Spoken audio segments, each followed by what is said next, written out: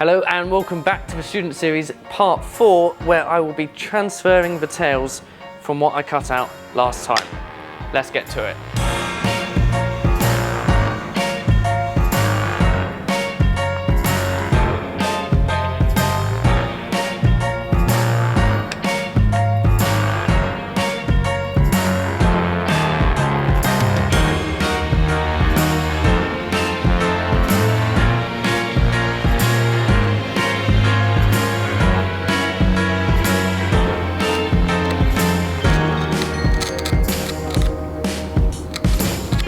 Know what I didn't do? Go deep enough on these grooves originally.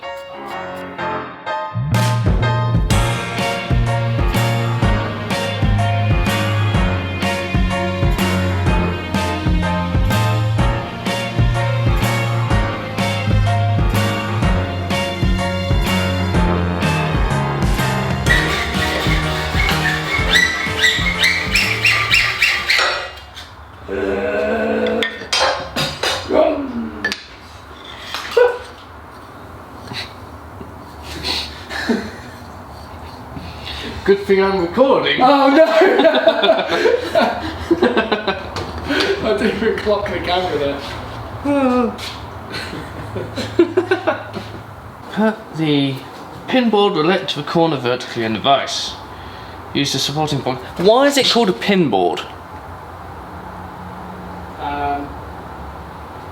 Because it's the things that stick out of it. So you've got the tails that stick out of the one component. Yep. And the bits that stick out of those. Yep. So you'd have 1, 2, 3 are called the pins. Is that because they're narrower? Don't know. Just called the pins, therefore you call it the pin board? Yeah.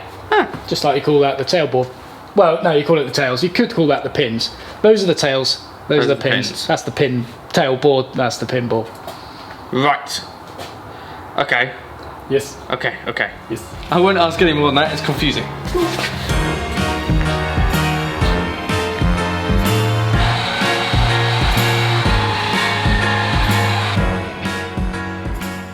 I got a question to ask. Doo-be-doo-be-doo. What would your question be? So, I'm trying... I thought it'd be cool. It's quite satisfying how it ended up. It's pretty cool, isn't it? Cool then. So, I'm just trying to make sure that rests on there nice and neatly. Yep. Which it seems to, which is cool. Mm-hmm. Then I'm using this Yes. as an edge on this side. Yes. Yeah. My issue is, and the camera can't see it, but never mind.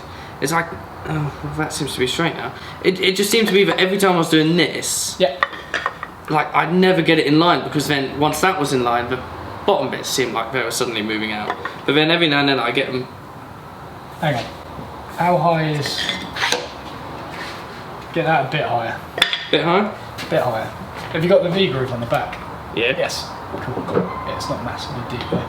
Also, make sure this sits even in the vise, or else that groove doesn't properly lock in. Okay. So that one's going onto there? Yeah. So, that No, one's... wait. Make sure it's right. That's one. This is one. Right. That one. There. I hope you get this wrong.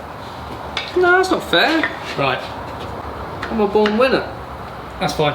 Yeah? So try it now. You see, by raising that up in the vise a bit, it will lock. Oh, that's way higher than I thought you could. Yeah.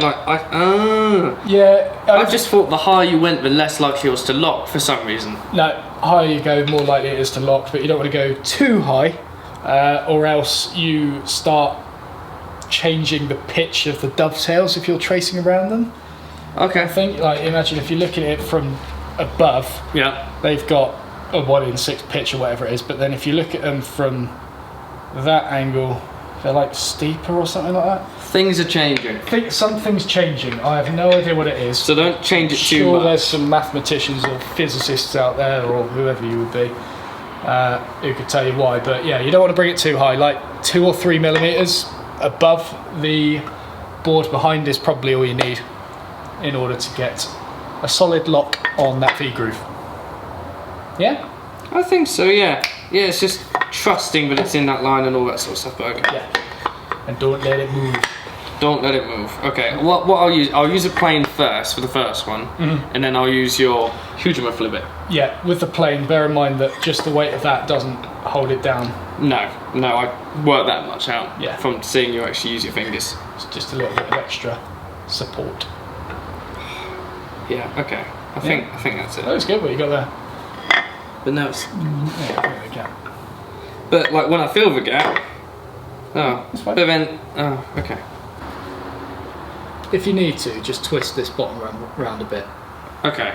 Just to close it up. It might be that this bottom is slightly out square or something like that, but Okay. that it'll be okay. So in reality, well, in an ideal world, it would all perfectly line up. Yeah. However, using this, even if it's slightly skewed, at least you're still getting this flush on the corner. Yeah, you're balancing on such a thin edge there. It's so difficult to get that completely flat. I mean, try and rest that flat on there like that, and you can't do it. Yeah. So, yeah. Prioritise getting the shoulder lines closed up first. Okay. And then, as long as that is sort of touching both of them, that will be... That's the main aim. Okay. Okay. All right. Lovely job. Thank you very much. All right.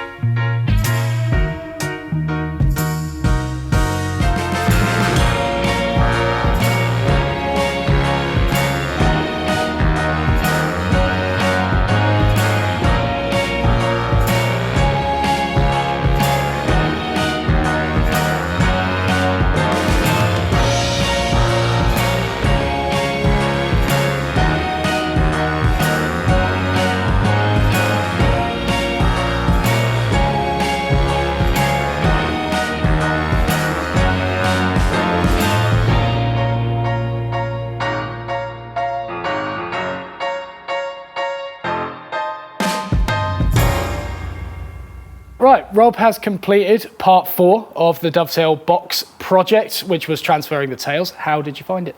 It was good. Yes. Yeah. I have just realised though that I haven't checked any of them. Perfect.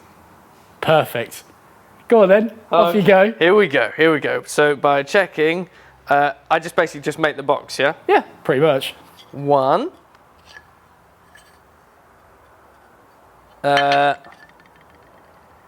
Is that a 1 or a 7? This is why not to use Padook on your first project, ladies and gentlemen. I'm going to get my camera just to get some upwards close shots of this. Yeah? Yeah, might as well, No, I found one. Okay.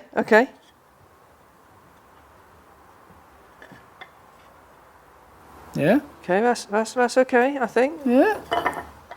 Bit of that. And then, if that's number... Wait, that's number 4, yeah? Yeah, okay. Looks about right. Which means that this one is the one that can go wrong very easily. 2 and 3? No, it's got to be. Okay, that's a 3. Please work. Good. Yeah? And? Oh. What do you mean, oh? Oh, I don't know about that. What do you mean, don't know about? That's lovely, that is. It does look quite nice, to be fair. There we The go. Padook looks so vibrant on this camera as well. Oh, it looks vibrant in real life too. It does. Look at that. So you're happy everything lines up? I am. Yeah? Yeah. Smashing. I guess I'll get the camera back on the tripod then. Probably for the best. Probably. Yeah. See, not so useless. Well done, you. Although, as you well know, halfway through cutting one, I didn't check the numbers on one side. Yes. And so I do have lines that will now be seen on the exterior edge unless, as you suggested, they're potentially planed off. Yeah, Rob marked the tails in the wrong position, marked them quite deep, and there might be leftover lines, but we will see. So what did you find the most difficult in this part? The most difficult bit, well, it was locking it in, sort of initially trying to get it on that support piece of wood, lining it up with the pin board and making sure it was all straight on one side and straight on the other and making sure that was absolutely neat. And then once clamping it down, making sure that none of it moved. Nice. It has just occurred to me, I forgot to mention it in the series, there is a thing called a dovetail alignment board. If you have a look at David Barron's videos, he's got a thing called a dovetail alignment board that's basically this right angle section with a fence on it, and you can butt the components up against that fence and get everything square and flush on the bottom edge, although it only works on one side, so actually it might not be too useful. Yeah, it probably won't work with this box if there's a step on one side, because sometimes you need to flush it on the left-hand side, sometimes you need to do it on the right. But dovetail alignment board, if you haven't heard of that or seen it, that might be quite useful. That sounds interesting. Yeah. But yeah, it wasn't the most challenging thing in the world to get these marks out. It was just more about making sure I got it right before scoring and getting the marks down. So obviously getting that alignment right that way, getting the alignment right that way, and then making sure I double check the numbers as I went around. Yeah. I did face sides and edges and all that sort of stuff. That was fine, but I should have checked the cornering. Yeah, it is easy to get mixed up with that. So with, what would you give us pointers? Give us pointers? Yeah. 2 things based on the little groove that you cut in. Yep. Initially, when you actually make the box, if you haven't already started making it, make sure you cut those grooves nice and deep with a marking gauge. Yeah, just on the inside faces, not on the outside. Yeah, so they were deeper than everywhere else, but I didn't understand what I was doing it for because I didn't watch his dovetail guide. So I sort of had a little bit of a rough time with that. And then when I came to chiseling, those little angles, those little divots, I didn't go deep enough, apparently. Yeah, I mean, no, that looks okay. Yeah? I mean, obviously, because that is all hidden, you can go pretty deep with those V-grooves, but... Yeah, so I went probably about less than 1 mil. Yeah, but by making them shallow, you need to stick the pins out of the vise a little bit more in order to give it more of a grab on that V-groove. If you've got a really deep one, you can poke the pins up like 1 millimetre and it'll grab it, but yeah, that's perfectly fine. Just bring the pins up and that'll be all right. Yeah, that seemed to work. You took a lot of notes as well. I think you had a good point to bring up on that. Yeah, so every time I've tried to complete one of Matt's videos, I've literally sat here and just watched the whole video and taken notes. I didn't try and watch the video and make it at the same time. In this video, I didn't record any of that because obviously you don't need to see that every single time. But for this 15-minute video, I wrote a whole page of notes, step by step by step by step by step. And it's literally, none of it is useless. I literally followed exactly what that said and created this. And like worst case scenario, if I wasn't sure about a bit, then I'd go back and watch the video. In previous episodes, I've even written timestamps. Yeah. So when I knew I'd have to reference back to it, I'd timestamp where it was, just writing it down, look it up on the video, and then I don't have to keep like watching a snippet of a video, do a little bit, snippet of a video. It's just a bit more efficient. Yeah. Yeah, that's a really good way of doing it. I like that. I very much like that. Yeah. Cool. Nice work on this stage. Thank you very much. Yeah, we'll get cutting them out in the next episode. I'm so nervous. There's quite a few curvy lines. It's going to be great. It's going to be great. So we should do the outro, and this time without punching me in the face. Oh. Remember that? I do remember that. Yeah, we've been on holiday since, but here we are. The link below. Rob will show you where the subscribe button is. Oh, that's going to tuck.